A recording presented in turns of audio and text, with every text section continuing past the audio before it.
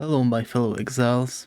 Today I wish to show you Leapslam of groundbreaking Ignite, Elementalist based on build made by Soil and Green. Before we start, I would like to say that all the background footage was recorded in rare tier 16 maps without any increased map effect. Now with that out of the way, I would move to how the build plays and works. As you may be able to discern from the footage, this is a one button build. Thanks to Battle Mage's Cry automating flammability and flame surge, which in turn is automated by auto exertion.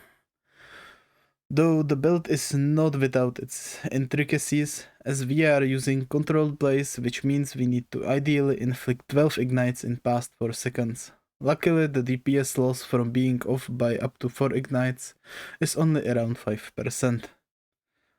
Now, the reason for our choice of Leapslam of Groundbreaking is the high damage effectiveness it has. Another key part of the build is Shaper of Flames, which ensures all of our damage will ignite, while also giving us a nice defense boost through making an ignite enemies deal part of their physical damage as fire.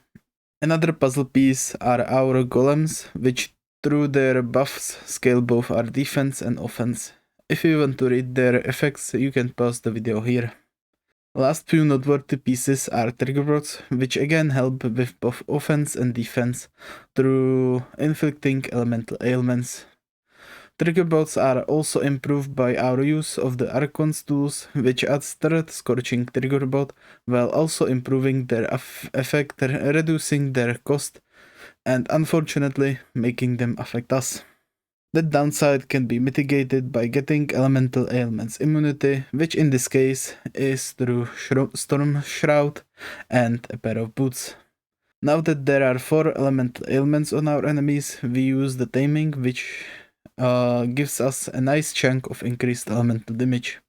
Our other ring, Polaric Devastation, allows us to cover our enemies in ash when we ignite them, which indirectly increases our damage by making enemies take increased fire damage.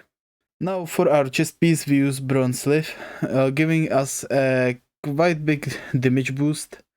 That chest piece has a one problem though, it's dex based, so we will have to off-color it. For our defense, we have already mentioned Shaper of Flames and Golems. Another big part is that we have quite high block, with a bit of recovery on block through Staff Mastery. Talking about Staff Masteries, it is also important to watch color of sockets on your staff, because of that mastery. Another key part of our defense is Flesh and Stone.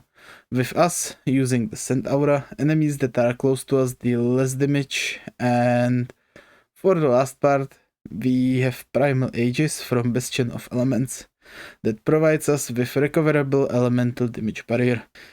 If you wish to upgrade this build, I would suggest getting better weapon focusing on DPS and ideally some fire damage over time effect.